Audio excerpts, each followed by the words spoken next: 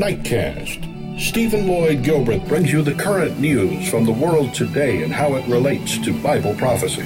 Understanding the end-time events leading to the peaceful world tomorrow. Ladies and gentlemen, Stephen Lloyd Gilbreth. Friends, and welcome to this July 20, 2014 edition of Nightcast. Our opening story tonight, we're going to a very key statement made by Israeli Prime Minister Netanyahu, who has said that the area of the major attack today in Shejaiya, in Gaza, is a terror stronghold. Key point, it's a terror stronghold and a center for rockets, where the rockets are mainly fired out of Gaza into Israel. I regret, and the people of Israel regret, any civilian casualty, even one. We target the rocketeers. We target Hamas and Islamic Jihad terrorists. In this particular area, it's a stronghold. It's a terrorist stronghold. They manufacture the rockets there. They store the rockets there. They fire the rockets there. Over 100 rockets have been fired from this area to the cities of Israel. They also dig terror tunnels, attack tunnels, under the homes where they store the rockets. They build attack tunnels. They penetrate into Israel's side and kill Israeli civilians. They try to get into kindergartens, into schools, kibbutzim, and murder people and kidnap people like Gilad Shalit. This is what we face. So we want to go in there and clean it up so that we are safe. Yet in the course of doing that, we have to go into densely civilian populated areas. We ask the population, leave. We ask them again and again. We call them up, we text them messages, we give leaflets. We ask them to leave. Hamas says, and some of them do leave. Hamas says, don't leave. We forbid you to leave. So Hamas is using these people, these civilians, as a human shield. Friends, we'll come back to Israel. There's more news on Israel we'll have later in the program, including the fact that 13 Israeli soldiers were killed today, the largest number in, well, you'll hear the history of Israeli wars. There's a typhoon that is, as of last night, heading, before I got a little slide, though, while it's up, let me pull this slide forward. Here's a map of the area that Prime Minister Benjamin Netanyahu was just speaking about, where the major attack was today, and where somewhere around 60 people from Gaza were killed in this area today. Now, there were more killed elsewhere, but somewhere around 83, 87, I think you'll hear in a later report, overall in Gaza from fighting today, but 60 of them were killed here in Shejaiya, which again is a terror stronghold, a center for the rockets that are fired out of Gaza into Israel. And as Prime Minister Benjamin Netanyahu pointed out, it's a major place where they manufacture rockets inside of Gaza and then store them in the homes under which they build tunnels to do attacks, surprise attacks into Israel. All right, well, again, like I said, we'll show this map again later, and we'll come back to fuller report on Israel shortly. I want to give you the news on this Typhoon Rammasun that, as of late yesterday, was heading for Vietnam after causing widespread flooding and damage in parts of southern China. In the Philippines, a cleanup is underway after Ramazan made landfall there Tuesday. More than 60 people were killed by Typhoon Ramazan. Richard Forrest reports. After leaving a trail of destruction in parts of the Philippines, Typhoon Rammasun has now barreled its way through parts of China. Like here in Zhanjiang in Guangdong province, powerful gusts and torrential rain caused widespread flooding and generated high tides. This was the result in Hainan province. People did their best to escape, but fierce winds created treacherous conditions, causing trees to topple onto roads and cars. After making its way across parts of southern China, Rammasun is now heading towards Vietnam. People there have reason to worry. When Typhoon Rammasun bore down on parts of the Philippines on Tuesday, it resulted in the loss of more than 60 lives and caused widespread flooding. The cleanup is still underway here, with workers trying to restore power to tens of thousands of homes. Rammasun has been the worst storm so far this year in this part of the world. It's typhoon season, which brings annual misery for millions of people. Richard Forrest, BBC News. Friends, before we go to our next story, which will relate to that plane crash that happened in the Ukraine, I want to make mention that the fourth seal of Revelation being depicted there as a pale horse with a rider who's named Death, alongside whom rides Hades, hell, the grave. Jesus Christ said in plain language that the attributes, the characteristics, the actualities, the eventualities of this horse, things that would fall between the third seal, the black horse of famine, and the fifth seal, the Great Tribulation, which is the next major event to happen in prophecy, Great Tribulation coming. Jesus Christ said three things would occur between the third seal and the fifth seal. They would be Loimos, one of the major attributes of the fourth seal, Loimos meaning disease epidemics, pestilence, the plagues of Egypt. But Jesus Christ also said that between the third seal and the fifth seal, there would be seismos, meaning seismic activity, commotions in the air such as gale force winds of all kinds, commotions on the ground such as earthquakes, and there are other things that are commotions on the ground like volcanic eruptions, tsunamis, floods, wildfires, etc. But Jesus Christ also said that between the third seal and the fifth seal there would be tarake, troubled waters, both literally and figuratively. And in the sense of seismos and troubles. And some of those troubles relate back to the second seal, the red horse of war and rumors of war, and the World War part of the second seal didn't occur until last century in our getting into our end time days, when round one of World War began in 1914, nation against nation, kingdom against kingdom. But this next story related to the Ukraine. This is a short story. It has a key point in it, in this one, that I want you to be able to recognize when we play some of the later videos that say the black box. They hadn't found the black box yet. They have, and I want to show you that first. The black boxes belonging to the Malaysian Airlines jet crash in Ukraine have been recovered, according to a rebel leader.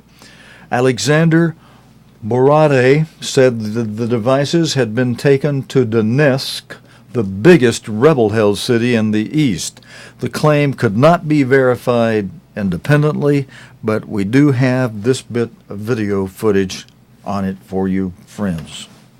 This was the latest pictures. They were actually shot on Friday, but the pictures have only just emerged from eastern Ukraine. There's a separatist leader there who is quoted by one of the news agencies. This is Alexander Borodai, and he says the black boxes, the two boxes, have been recovered. Well, he is saying that those devices will be, the answer says would be handed over, so still has them presumably, handed over to the International Civiation Organization. Okay, and then, friends, more on the Ukraine. The Malaysian Airline crash scene, as this video report is labeled, shows the obscenity of war. Following report contains some disturbing images. At first, the countryside concealed, until by the side of the road we saw the small white shroud. A toddler cast here on its own by the explosion. The parents' bodies almost certainly half a mile away, at the main crash site, among the rest of the dead. These are the symbols that mark where they fell to earth. Here, a man still strapped into his seat. And scattered across the ground, the wreckage of flight MH17. This the cockpit of the plane. And here the belongings of the travellers. On holidays, business, moving home. Until this, the end of all plans and possibilities. 2 days after the crash, there's still no proper cordon here and no proper investigation anybody can walk through. On either side of the road, there are scenes simply too distressing to show. Of bodies, some of them children. There are people lying on their own, others clustered together, and everywhere their belongings. It is the obscenity of war at its most graphic. By mid-morning, the bodies were at last being offered some dignity, placed in bags and moved to the roadside. But the only investigators are local police taking notes and photographs. The crucial black boxes are gone, but where to is a mystery. The majority of the dead are from the Netherlands, and its government is furious at reports of disrespect shown by the militia to bodies and belongings. It's demanding that the rebels' backer, Vladimir Putin, ensures a proper international investigation. President Putin has to take responsibility for the rebels and show the Netherlands and the world that he will do what is expected of him. But the rebel gunmen are belligerent, not chastened. Only by feet. As European security observers discovered when they arrived. Only by feet and only along the road. The rebel dictating terms is a former delivery man, made powerful by the chaos and determined he won't stop fighting. In the face of this horror, isn't it time for you to stop the fighting once and for all? You're only here because foreigners were killed, he said. Where were you when our people were dying? Yet among the local population there is deep shock. No anger and no hatred here, as the mothers and daughters of a village remember those lying in their fields. Fergal Keane, BBC News, Grabovo, Eastern Ukraine. Friends, 23 people from the United States were on board that plane. We'll go through, one of the videos will go through a summary from the crash list that has been released by Malaysian Airlines coming up. And in summary, and we've got a little more video on this now, the remains of up to 196 people from the MH17 crash in Ukraine have been loaded onto refrigerated rail wagons to be taken to an unknown destination. All 298 people on the Malaysian Airlines flight died when a missile reportedly hit it on Thursday. The freight train, with its 5 sealed wagons, has been standing at Torres railway station. That's about 9 miles, 15 kilometers from the crash site. Olga Ivshina reports from Torres. This is a quite unusual train standing on an ordinary platform in the small town of Torres in eastern Ukraine. It is believed that almost 200 bodies of those who died in the air crash of the Malaysian airplane are now kept here. There is no one here to confirm or to deny it, and there is no security at the platform. However, OSCE monitors told that they saw some of the bodies which are kept inside. Rebel leader Alexander Baradai told that all the bodies which were found are now here, and they will be kept here until international observers and inspectors could see them. You can hear the sound of the engine which keeps refrigerators working. Meanwhile, the search in the neighboring villages and towns continue. Rebels and emergency specialists have to find almost 100 bodies. They also try to find the remaining wreckage of the Malaysian airplane. Okay. Friends, a little bit more on that. The President of the United States Barack Obama has said a surface-to-air missile fired from a rebel-held area in East Ukraine brought down Malaysia Airlines flight MH17. The crash on Thursday killed all 298 people on board, including 80 children. Mr. Obama called the attack an outrage of unspeakable proportions, saying he would ensure that the truth is out. The U.S. and Russia clashed at the UN Security Council, with Russia's envoy putting the blame on Ukraine for its army attacks on eastern areas. BBC Moscow correspondent Daniel Sanford reports from the crash site in Grabova. The following report contains some disturbing images. The stark horror of the debris field left behind when MH17 crashed to earth. Pieces of the plane are spread for miles across the rich fields outside the town of Grabova. It's fairly obvious that the plane exploded in mid-air. Almost 300 passengers and crew simply dropped to the ground. The Ukrainian government is sure the plane was shot down by the armed separatists in the far east of the country, the same group who are today guarding the crash site. The whereabouts of the black box flight recorders is unknown. In the villages around, parts of the plane and bodies are scattered everywhere. People had watched as they plummeted to earth. There was a very loud rumbling noise and an explosion, and then people started falling from the sky. When we ran out, we saw part of a plane falling on our house. In the summer sunflower fields of the Donbass, off-duty miners were searching for more bodies. Each is marked with a makeshift stick with a white rag tied to it. In some places, there's a forest of markers indicating where burnt, twisted and now bloated passengers lie, though around 100 bodies are still missing. It's a tragic and devastating scene. People's clothes and belongings and their life jackets are scattered amongst the charred bodies. You can still smell the death and the burning in the air, but it's going to be a huge challenge for international investigators to get here and operate here safely. This is the middle of a war zone.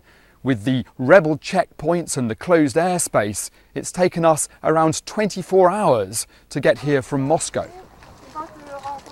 International observers from the OSCE did make it to the scene today, but they were closely shepherded by the rebels. And these are not investigators, though they managed to bring a handful along with them. We also brought the Ukrainian Aviation Agency with us, so they are here. In your group or at Kharkiv? They just detailed us, okay. But it was agreed with the leadership. The strongest theory for the explosion, one the British government supports, is that an anti-aircraft missile was fired from the nearby town of Torres. The Ukrainian government says this video shows a missile launcher being quickly spirited out of the country and back into Russia. Daniel Sanford, BBC News, Grabova. Thank you, Daniel, from Grabova. In the south here, we might say Grabova, but he pronounces it Grabova. Thank you, Daniel Sanford. And I hope you caught at the end of that video, friends, the fact that they had some video showing that Russian missile launcher being whisked out of Grabova back to Russia. We go now, friends, to some news from Israel and Gaza. Hamas is continuing to fire rockets into Israel, with one landing in the city of Ashkelon. This even after a day of intense fighting by Israel in one district from which they manufacture and fire those rockets. The BBC's chief international correspondent, Lise Doucette, visited the scene in Shejaiya. Well, I could say I practiced saying this many times earlier, friends. Shejaiya, and said families were fleeing in large numbers. Throughout this neighborhood in the east of Gaza City, families are on the run. Look at the black smoke rising at the end of this street and the constant sound of Israeli artillery. We've been hearing it all morning. It went on through the night. Just look down all of these streets. On every corner, there's ambulances picking up the injured, pulling out the dead from the rubble. And every street, families are now leaving, getting out of here as fast as they can, as Israel widens its ground offensive, going after Hamas targets, going after the infrastructure it says Hamas is using to fire rockets to carry out cross-border raids into Israel. But yet again, it's the civilians here who are paying the heaviest price. And friends, we did show you at the beginning of our newscast tonight some comments by Israeli Prime Minister Benjamin Netanyahu, which reveals how, and many of you know this already, Hamas uses its people, its civilians, as human shields. They hide the missiles inside of homes of civilians.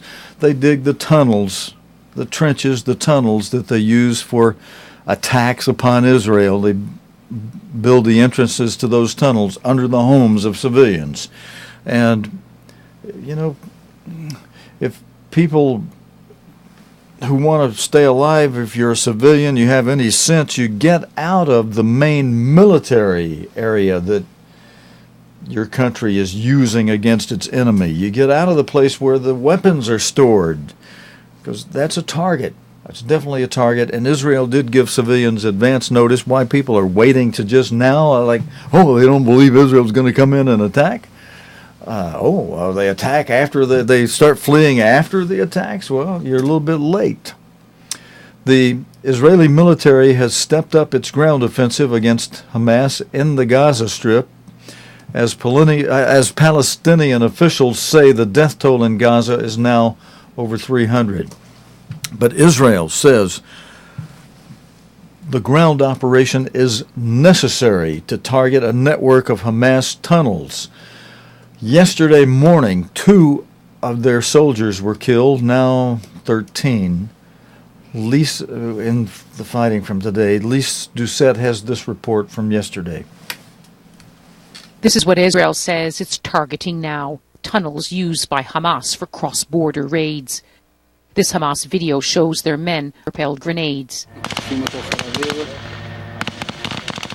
Israel says its ground operations have uncovered more than a dozen tunnels and thwarted 2 attempts at infiltration. But Hamas is still sending a defiant message. They're preparing for the long run.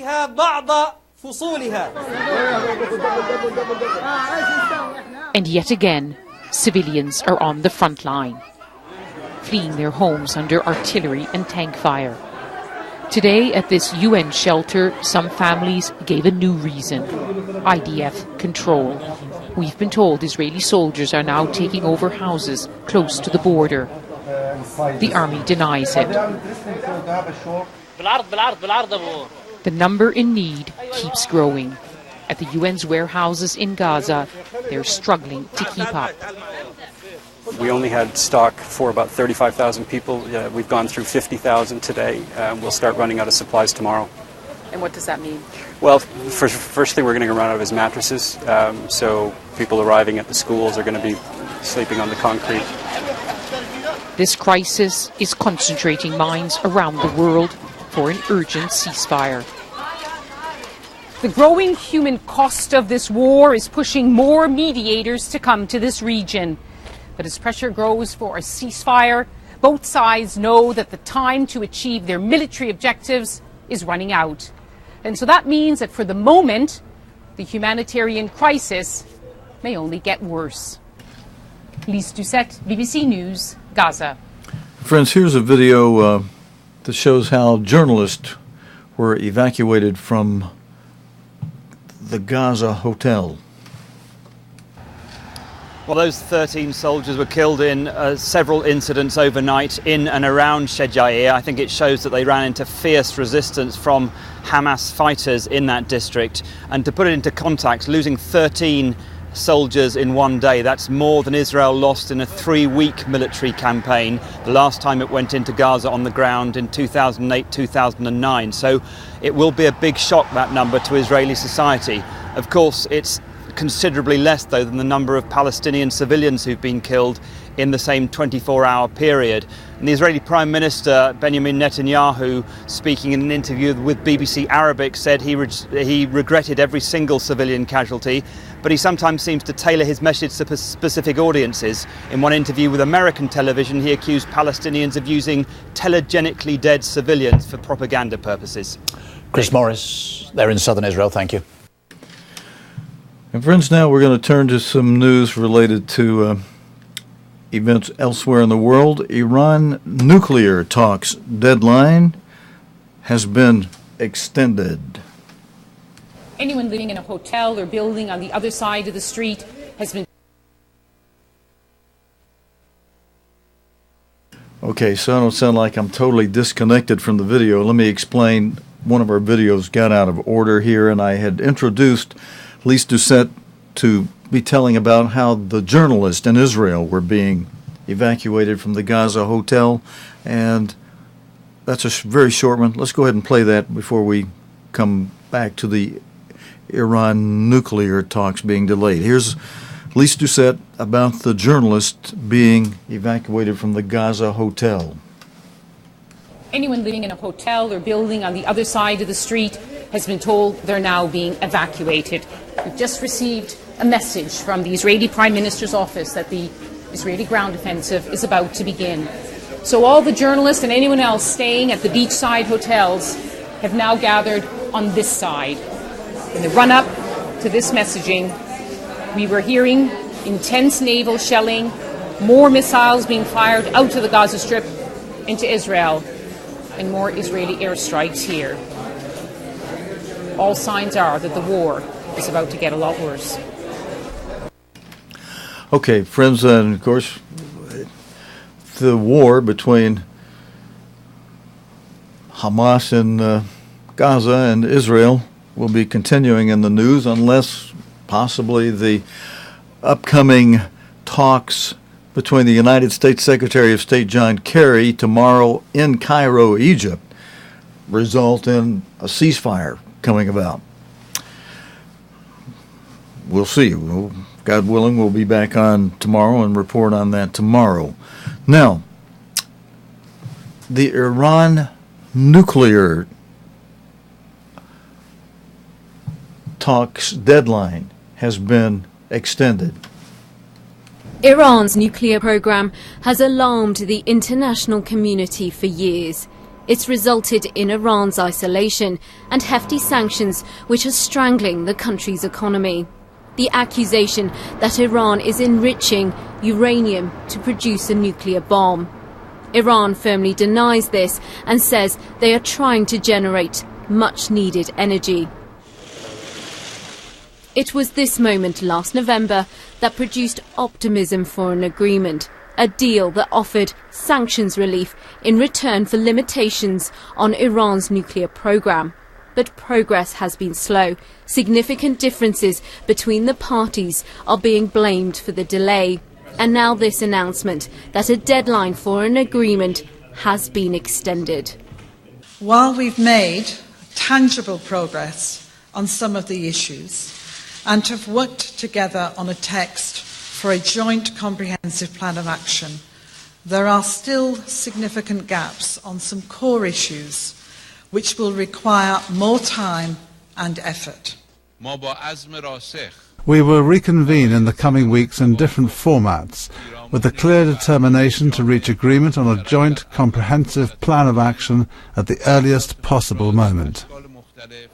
The United States has said it will unblock more than $2.5 billion in frozen Iranian assets if Iran promises to convert at least 20% of its enriched uranium stocks into fuel. The move will help an Iranian economy which is on its knees. But there are many opponents to a long-term agreement. And so after decades of mistrust, the road towards a comprehensive deal continues to be bumpy.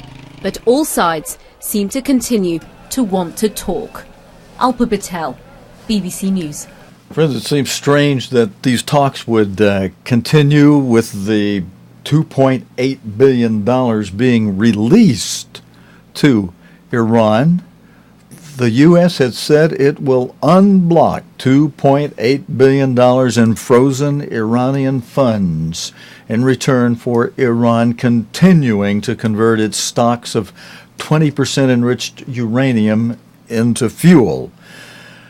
Now, I say strange because the president could have easily seen a program that I was able to secure a video copy of an appearance made by a former Iranian presidential advisor when he spoke in last December 2013.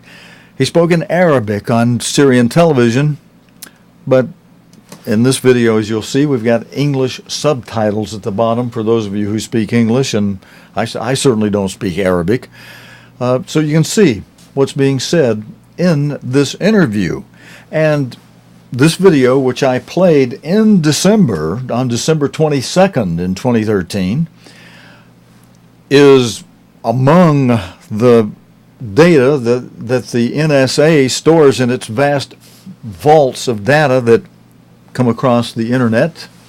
And the president, if he doesn't have his own copy already, or the CIA have a copy, they could easily play the copy from our program that's in their NSA files, where in the Arabic language, with English subtitles, you'll be able to see what's being said because of these English subtitles. The former presidential advisor says Iran was, and he's saying this in December 2013, after the Iran deal, the so-called Iran deal, the Geneva Agreement, was already in its first phase and already in effect in its first phase, with this later talk planned for the future.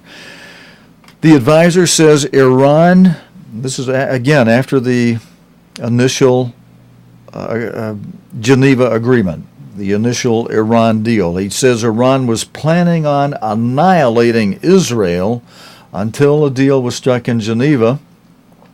And as he explains further in this interview that you'll hear, I'm going to replay it right now. As you'll hear him say that until a deal was struck in Geneva, and as he explains further, the extra time given to Iran by the deal will allow Iran to add the U.S. and Westerners. You'll hear the man, he's saying this in this interview. You'll see it explained in the English titles. It gave them time to add the U.S. and Westerners onto their list of countries to annihilate with their new nuclear bomb abilities. Now, I have edited down what was a 20-minute interview to just a couple of minutes. So let me show you this again.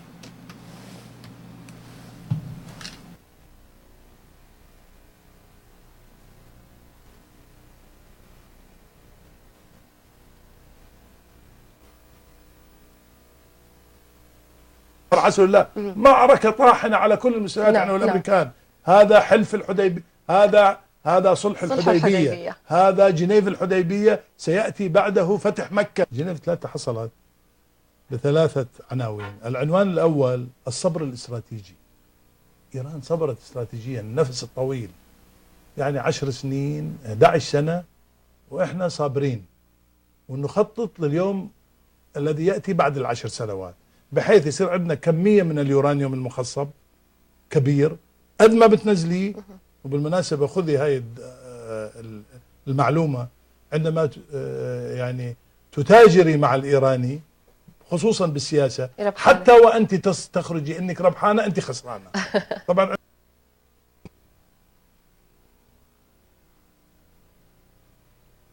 Mr. Schultz, who you'll hear in a moment in this video, was himself involved in top-level talks as part of the Reagan administration in the 1980s and suggested Iran was a tough customer to deal with. Known as great drug merchants. not for nothing.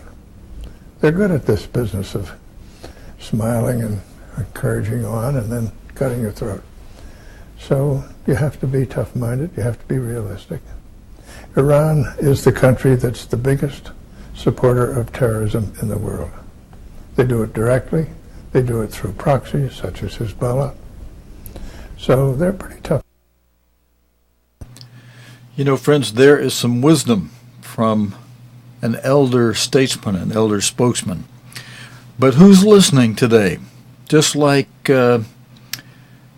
King Rehoboam, Solomon's son, he refused to listen to the elder counselors. He preferred to take the advice of his younger counsel, and instead of reducing taxes on the 10 tribes of Israel that were lining up under King Jeroboam, his younger counselors told him, no, sock it to him, double the taxes that your father charged. And he lost the 10 tribes. But here was some wisdom, but again, who today is hearing this wonderful kind of wisdom?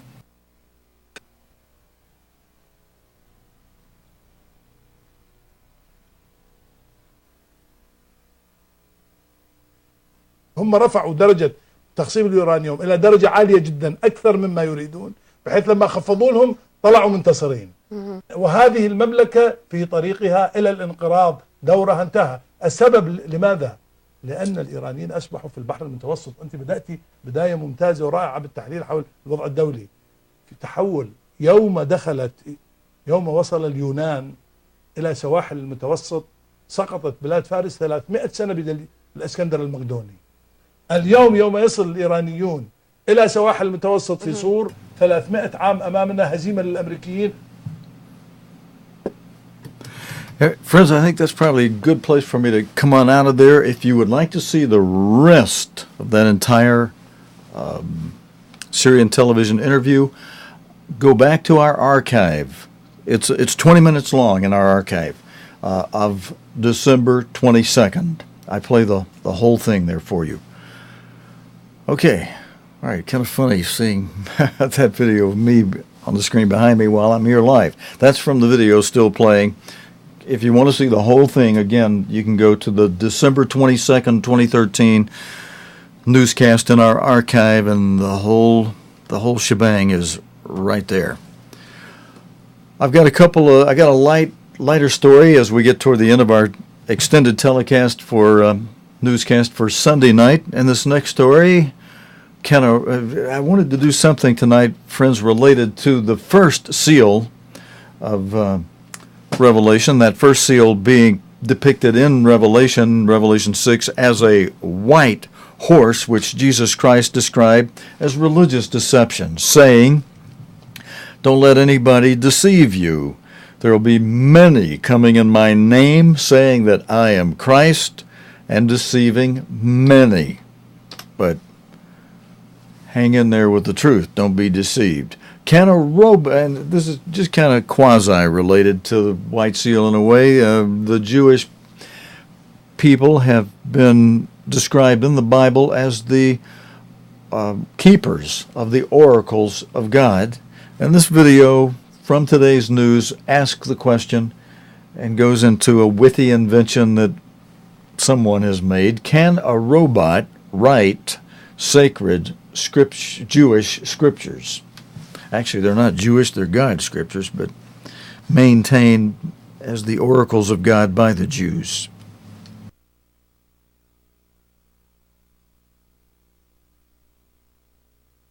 Parchment. It has been done this way for thousands of years. A sacred act. A rabbi inscribes the Torah, scripture sacred to Jews. Friends, because I clipped the beginning of that, I'm going to pause it for a moment, roll the video back to the beginning, and let's start it again from the very beginning.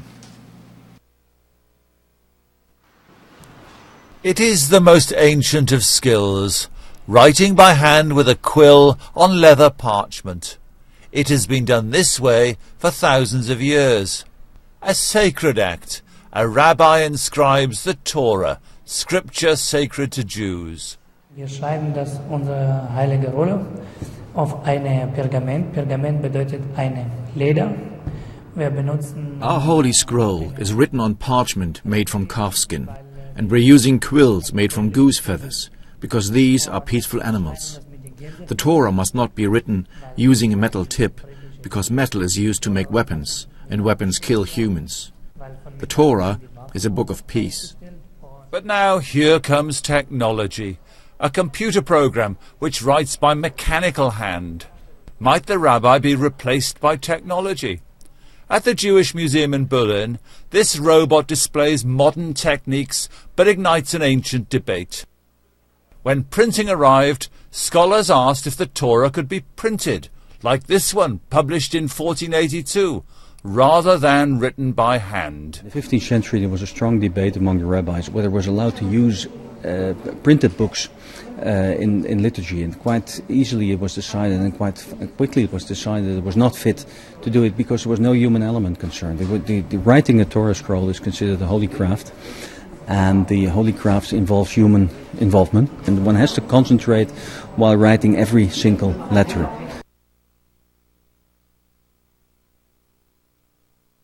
Okay, friends, I wanted you to see a little bit of that story from tonight. I want to close up, though, as we have to get on out of here with a story going back to Israel and the fighting today in Shejaiya, a terror stronghold in Gaza, and not a wise place for quote-unquote civilians to be hanging around. And now get this about that area, that district, Shejaiya. It's a center for rockets that are fired out to Israel, as Israeli Prime Minister Benjamin Netanyahu explains. And I had him play at the very beginning of the program. I'm going to repeat his short statement here in just a moment. Now, and a question I have for you, is not the and I have a little bit of news from an article I'm going to read to you, is not the Palestinian President Mahmoud Abbas part of a propaganda campaign against Israel? As he says, the deaths in Shejaiya district east of Gaza City were a massacre.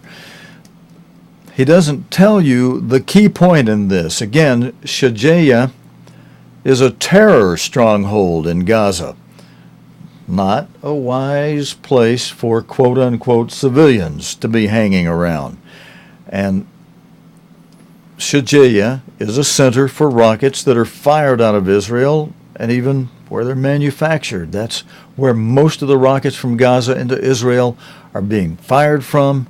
Not a smart place for civilians to be hanging around the main military post of the enemy of Israel, Hamas, who is dedicated to the destruction of Israel from its initiation.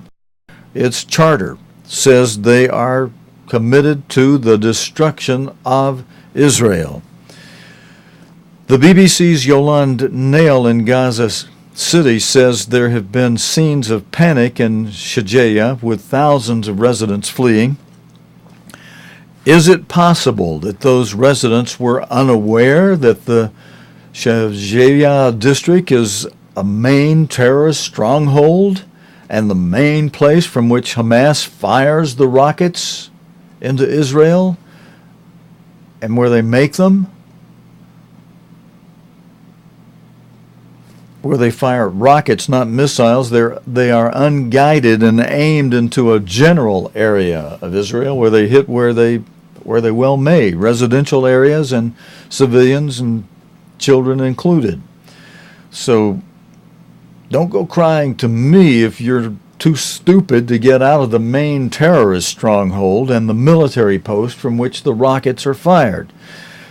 The UN says 83,695 people have now been displaced in Gaza and have taken refuge in 61 shelters, and that the figure is rising all the time.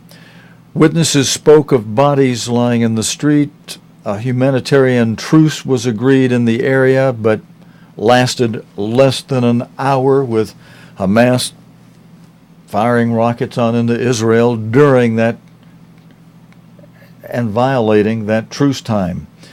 The BBC's Lise Doucette says families are fleeing Shejaiya, east of Gaza City. Again, friends, if those people had any sense, they would have fled out of there the first moment Hamas started firing rockets from there into Israel on July 8th, not waiting until Israel comes in with their attack. Also today, on Sunday, the funeral took place of an Israeli soldier killed earlier in the offensive. Paramedics said that rescue workers had not been able to get to the eastern part of Shejaiya, an area very close to the Israeli border and about 3 kilometers, 1.5 miles away from Gaza City, which has seen heavy shelling. Here's the key point again, friends. Be sure you get this. In an interview with BBC Arabic, Israeli Prime Minister Benjamin Netanyahu called Shejaiya a terror stronghold and a center for rockets that are fired out to Israel. And as he also explains, it's where the rockets are manufactured in Gaza. Mr. Netanyahu said Israeli troops had no choice but to enter densely populated areas and that they had asked civilians to leave. The death toll in Gaza rose sharply over the weekend, with the number of Palestinians killed now standing at more than 425 since the operation began, according to Palestinian health officials. They say the number of wounded from the operation now stands at more than 3,000. The majority of those killed, and the UN loves to emphasize, are civilians. In other developments, President Barack Obama has raised serious concerns about the growing number of casualties in the Gaza conflict during a phone call that he made with Mr. Netanyahu. He said that this perhaps could have been, he said, this perhaps could have been avoided. No, this is me saying this. These are my notes to myself here, friends. This perhaps could have been avoided if the President of the United States would have had or would have shown serious concerns that Hamas in Gaza has massed more than 10,000 rockets to use against Israel before this present conflict began. And the place where the recent killings have occurred is Shejaiya, a terror stronghold in Gaza, not a wise place for quote-unquote civilians to be hanging around. And again, get this, it's the center for the rockets, where the rockets are fired out to Israel. Let me let you hear Israeli Prime Minister Benjamin Netanyahu say that again before we close up tonight's newscast. Really good. Any civilian casualty, even one, we target the rocketeers, we target Hamas and Islamic Jihad terrorists. In this particular area, it's a stronghold, it's a terrorist stronghold. They manufacture the rockets there, they store the rockets there, they fire the rockets there. Over 100 rockets have been fired from this area to the cities of Israel. Friends, because I clipped the beginning of that video, and it won't hurt you to hear this again, I'm going to back it up and play it right from the beginning with the full audio. I regret, and the people of Israel regret, any civilian casualty. One, we target the rocketeers, we target Hamas and Islamic Jihad terrorists. In this particular area, it's a stronghold, it's a terrorist stronghold. They manufacture the rockets there, they store the rockets there, they fire the rockets there. Over 100 rockets have been fired from this area to the cities of Israel. They also dig terror tunnels, attack tunnels under the homes where they store the rockets. They build attack tunnels, they penetrate into Israel's side and kill Israeli civilians. They try to get into kindergartens, into schools, kibbutzim, and murder people and kidnap people like Gilad Shalit. This is what we face. So we want to go in there and clean it up so that we are safe.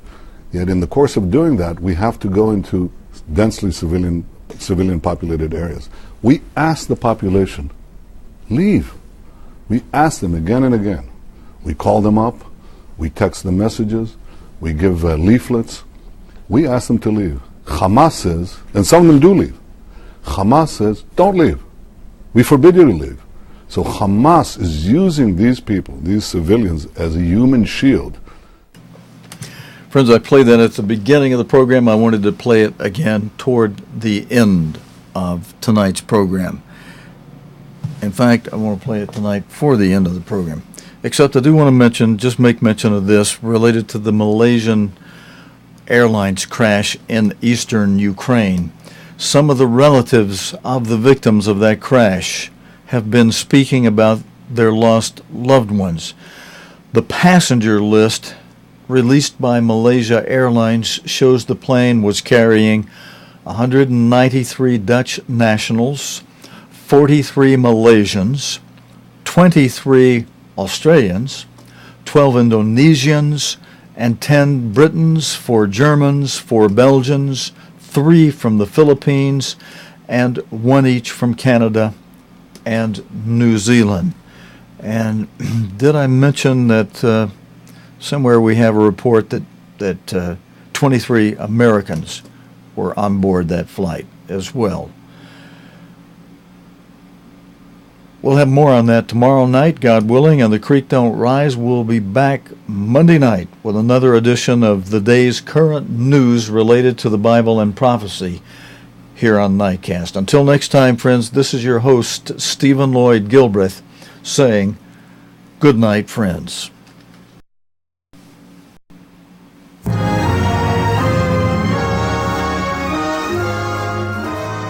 You have been watching Nightcast with Stephen Lloyd Gilbreth. Nightcast can be seen Sunday through Thursday nights here on cogtv.org. Tonight's program is also available anytime on demand in the cogtv.org video archive.